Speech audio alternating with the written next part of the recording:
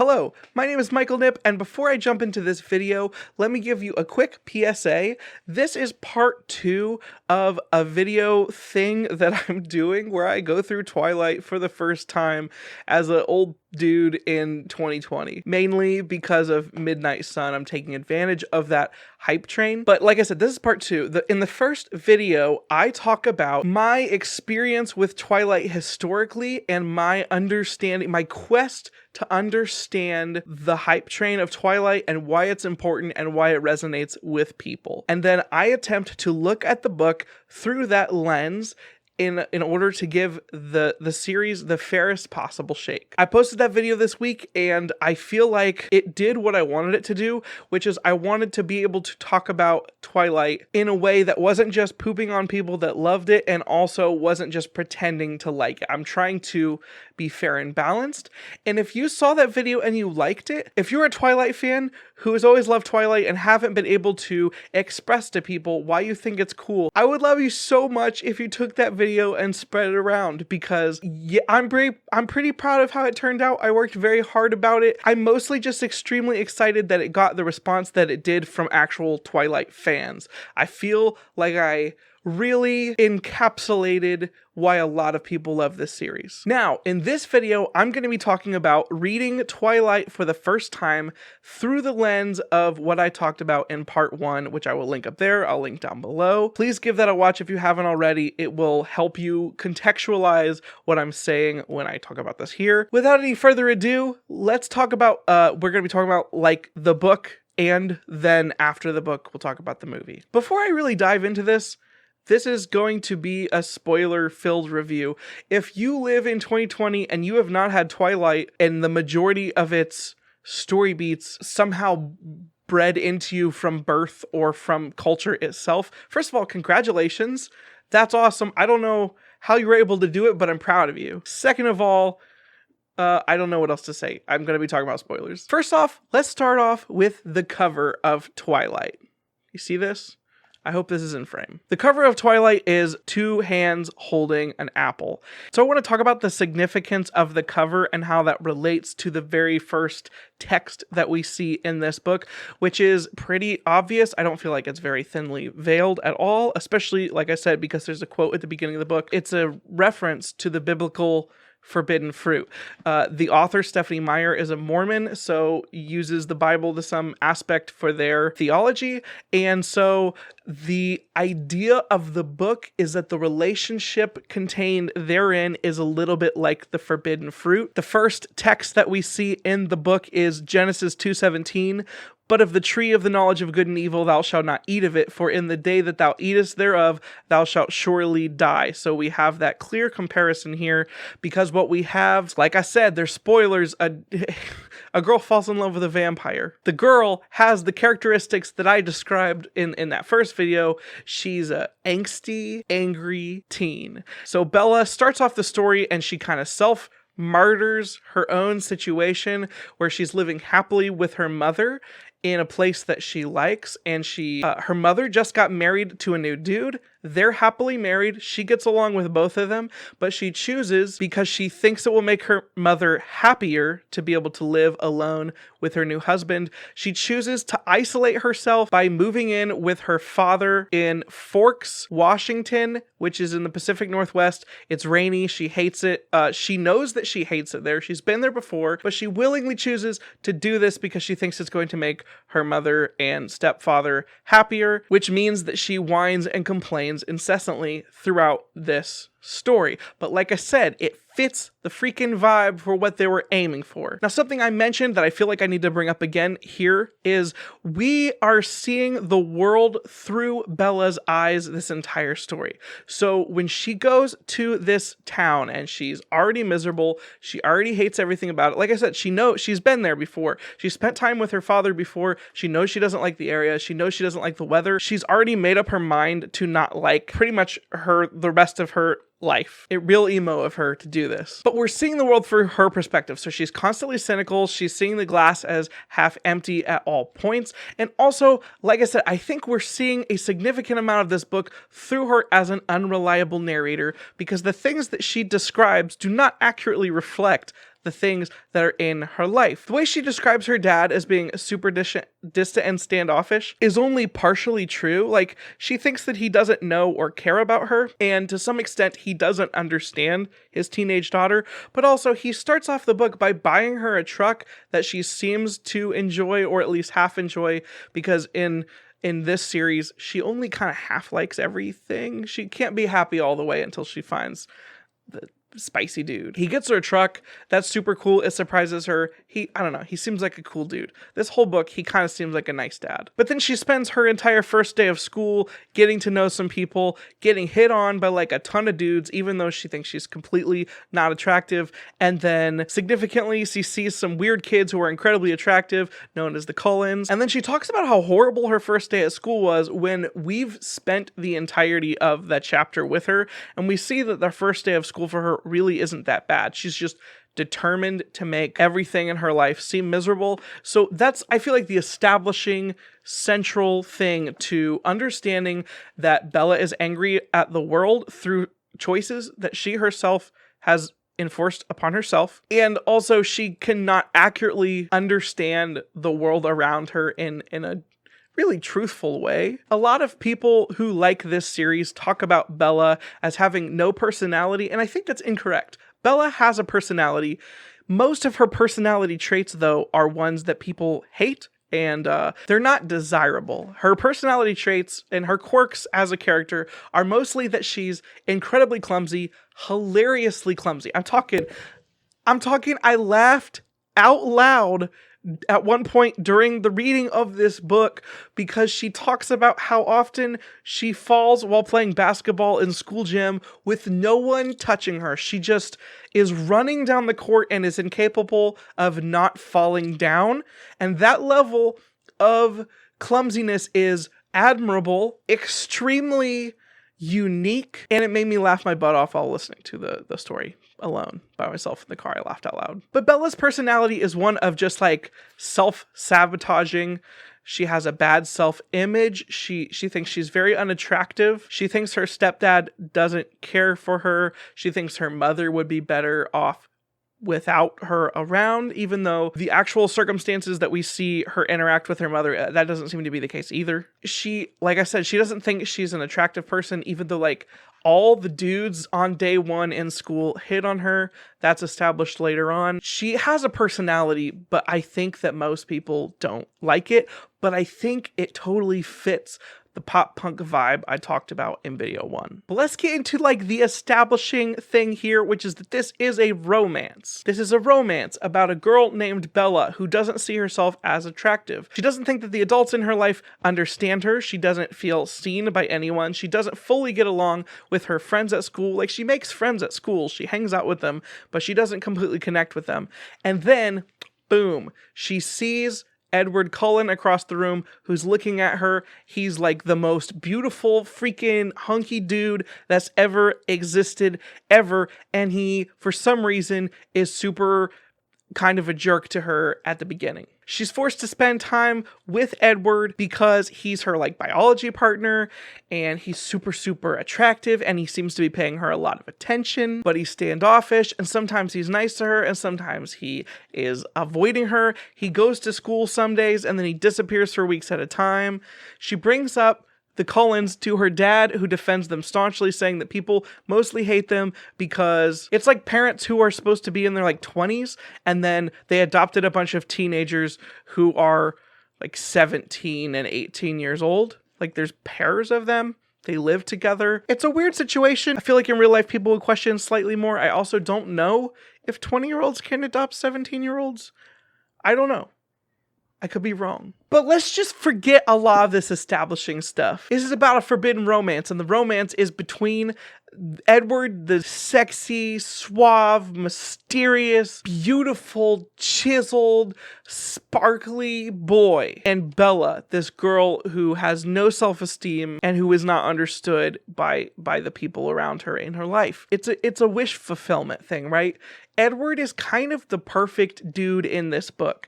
He's extremely strong and talented at everything. He's extremely smart, and like maybe most importantly, he spends a significant amount of time in this book just listening to Bella talk. He wants to know everything about her. They spend a lot of time together, and he just asks her about her life, and he asks her about what she likes. He asks her about her interests. He is a vampire who can read minds, but he can't read Bella's mind. And so one of their like catchphrases as a couple is he says, "What are you thinking?" And he wants to know what she's thinking. If that sounds like something that you might like in your fantasy fulfillment book, is a perfectly strong, talented man who likes to listen to you and get to know you even though you don't think you're worth it. That's what this book is. That really is what it boils down to. And the tension and mystery comes from the fact that he's a vampire who wants to eat her. He does want to eat her, but also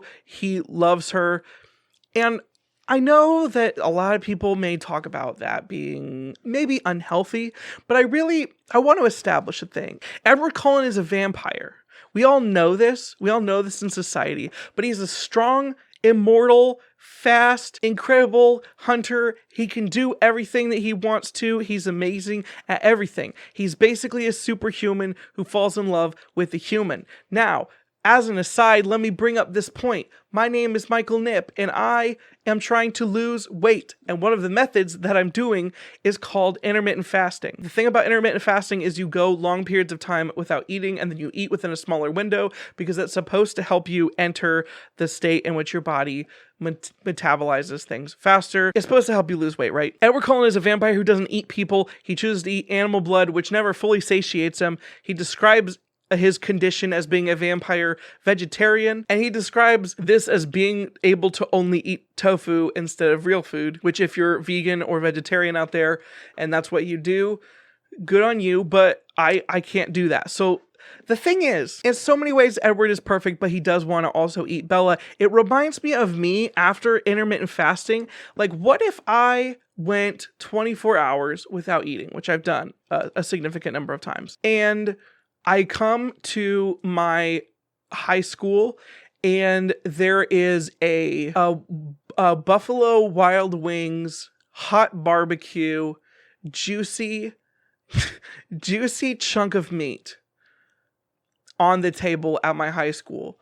And this chunk of meat also happens to be sentient and could talk to me, and I'm in love with it. But I have not eaten in 24 hours. This metaphor is weird.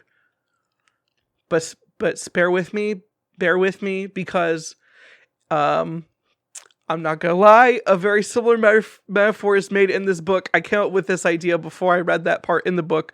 But the truth is, what if you were very hungry and you fell in love with a spicy hot wing that smelled so good and you knew it would taste so good, but you couldn't eat it, but you were intellectually stimulated by learning about its life. That's what it's like to be Edward Cullen if Bella was a chicken wing. Does it sound silly? But yes, it sounds silly. Does it work? Is it fun in the context of this book? Yeah, I had fun reading the book. Edward is funny. He makes a lot of good and witty humor in the book. He's very good at flirting. Who knew that in a romance you would have a male character who is portrayed as being the perfect guy, and he's strong and funny. He makes very good fun of Bella even when she doesn't realize it. Yeah, I mean, Edward just seems like a rad dude. And is there some sketchy elements? Is he a vampire who doesn't sleep, so he watches his beautiful chicken wing at nighttime to make sure that she is safe? Yes. Do I watch Food Network when I'm on a diet, even though I know that it probably isn't good for me to be thinking about food constantly when I can't eat it? Yes. In a way, I'm like Edward Cullen in that way, at least. But really, though, I had fun. Like, it's fun to see them fall in love. As much as this series gets a bad rap, I think that a significant amount of the weirdness with Edward and Bella can be justified by the lore of this book. There's a surprisingly not deep, but there's more history than what I thought there would be in like the vampires in this book. We see a little bit of hints at maybe like some werewolves coming. I know the series, like I said, from culture, I know it's coming. So like we get to meet Jacob in this book, and he's just a nice dude. The Cullens are a super nice family. Charlie seems like a cool dad. I find a lot of this book laughable, but I can't hate it. Like, I can't. I had fun with it. I thoroughly enjoyed it once I understood the mindset that I needed going into it. I really did like it. The one thing that I will talk about is, so with the theme of the forbidden romance, right? He's an undead, immortal person dating a mortal person. He wants to eat her. It's dangerous. Like, it's forbidden from both sides here. The complex tension of we're in love and you're my snack, but not in a romantic way, in a biological way. Not a biological way in, you know what I'm talking about though. But the whole thing is that I think he's supposed to be like the devil, but he's beautiful like an angel, which the metaphor is maybe taken slightly too far with the most bizarre choice of all. The one I can't defend, even though I'm going to try to justify it right now, which is that Edward is like the devil, but he's also beautiful like an angel. And so when he's in the sunlight, he sparkles like with diamonds. And I think maybe it's playing on the angel of light theme, like he's the devil come as an angel of light, kind of like Satan and the snake before Eve hated snakes. He's like a wolf in sheep's clothing. If sheep sparkled in the sunlight, no part of me is capable of just being cool with the fact that the vampires sparkle in the sunlight and not thinking that that's pretty insane and pretty silly, and it's maybe the one choice that Meyer has made that I can't justify no matter how hard I try. It's just very dumb. It's very dumb. If you're a fan of that, then I guess that part was for you, but that part was not for me. You want to know what part is also not for me? The fact that the romance is like half to 2/3 of the book, and then there's this whole subplot where Bella gets kidnapped by a rival vampire gang, and then they're spending a ton of time trying to save her. That part of the book was kind of lame. Maybe it was just me, but like that part of the book was the part that I thought maybe should appeal to me more by a traditional sense. You have a kidnapped person and you have people trying to protect her, and you have vampires fighting each other. I kind of thought that part was bad, and I mostly just wanted to see Bella and Edward hang out again. Do you want to know what I think about this book? I'm gonna give it 4 stars. I liked it, man. I think it's fun. I think it's funny. I think you can laugh at it. I think you can laugh with it. I think that there's definitely a person to whom they want to be a Bella and they want to have their Edward. I can vibe with that. I think that's funny. And honestly, if I'm being real, I just want to read the second book. So yeah, I liked it, and it's 4 stars for me, which is weird to say, but it's true. I can't not say I enjoyed it when I did. Now let's talk about the movie. So a lot of you people who saw my first video were like, hey, don't watch the movie because it's not good. And I already had made the decision that I was going to watch the movie because I needed to for me. And I will go into this whole thing with these are some presuppositions.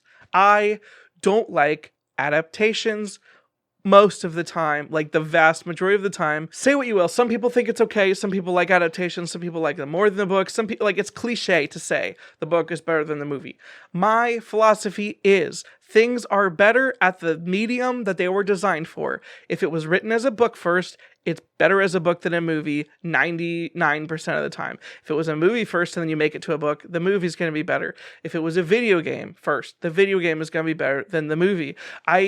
It's just the law of it. The story was created for a specific medium. That's the medium it's best for, especially when it's an adaptation where you've like read the book and then they make it into a movie, but you already know the significant story beats. It's just never going to hit as hard. That being said, I think Twilight is just a super crappy adaptation. As a movie, I watched the movie with my wife. I knew a lot of things about this movie going in, having never still seen it. I've seen cringe clips. I've seen parodies. I kind of thought it was going to be horrible. It wasn't as horrible as I thought it was going to be. That being said, having enjoyed the book as much as I did, I thought they just kind of ruined a significant amount of what made the book good in the movie. It just was crappy. For one, in the movie, Bella, you don't see inside her head as much, so maybe she is this way, but it doesn't come across this way. She is almost like a likable kid. I don't know, in some ways she seems to be cooler, and in some ways she seems to be more awkward with her friends at school. There's like a weird blend. Bella just didn't feel right to me. But the main thing I want to key on with is what the heck did the movie do to Edward?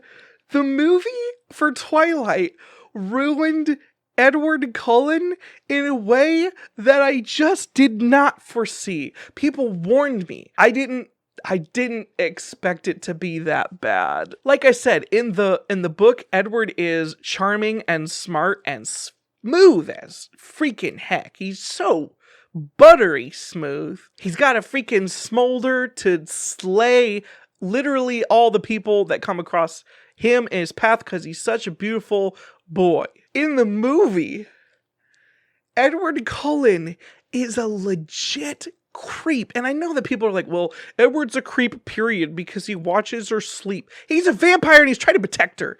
It's a different thing in the book. In the movie, he's a weirdo. He just, like, his facial expressions do not match the way the book tries to portray him. And this isn't just me saying, well, it's not like the book, it's horrible. They just straight up misinterpreted so many things. In fact, they do so much lifting of direct quotes and things off the page, but the way they portray them in the movie is disturbing and terrifying. Anytime that Bella and Edward interact in this movie, it's like cringecore, and it's not that way in the book. In the book, it's interesting, and like I said, it's mysterious and fun and sensual. In the movie, Edward comes across as a psychopath. Some days he's just like ticked off and angry and brooding, and some days he doesn't, his weird little like that thing that he does. What the heck, man? Also, the way they have conversations, the way the relationship builds in this movie, they had to shorten it. In the like book, they're kind of like friends for, it's still a fast developing romance, but like they're friends. They talk to each other for hours on end on multiple occasions. They get to know each other and they develop a very quick romantic relationship. In the movie, it's so fast and so weird, and every single scene where they have important dialogue, the way they handle it in the book seems very, it works. It feels romantic. In the movie, it's so bad. I can't describe how bad it is. My wife and I were watching this movie, and I was just talking to her about how much I kind of was okay with this book, and then I showed this movie, and both of us are laughing out loud because it's so weird. It makes me feel uncomfortable every time Edward would say things, and they added weird lines to the movie to make it even weirder. My real goal here is to say enough interesting things to get a channel like Ryan and Kristen from Seeking Stories to somehow read the book. Sorry, Ryan. And then watch the movie and then tell me why they maybe made the decisions that they made, because I can't fathom it. Also, if we're just talking about things that are weird and made me laugh, the scene at the beginning of the movie, or one of the first interactions between Bella and Edward after Edward is super weird. They're in the biology class and it's the whole microscope scene. They mic every breathy noise that Kristen Stewart makes as Bella, and the scene is a lot of like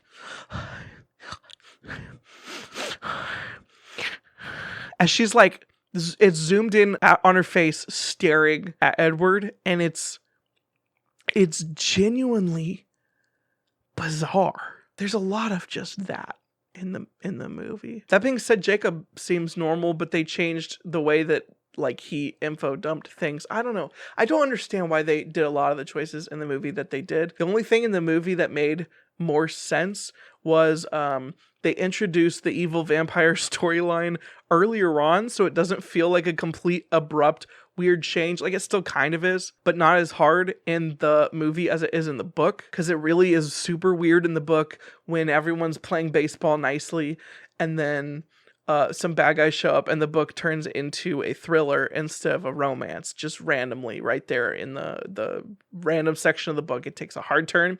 In the movie, it also kind of does, but they are hinting at it. There's some more foreshadowing to that element of the plot. And while we're talking about the movie, the baseball scene, if you want to feel like you're watching something from 2000 and 8 or some, if you want to feel like you're watching something from the mid 2000s, I recommend you go watch the baseball scene from that first Twilight, because the music and the clothes and the hair and the camera angles and everything about that just reeks of a time long gone.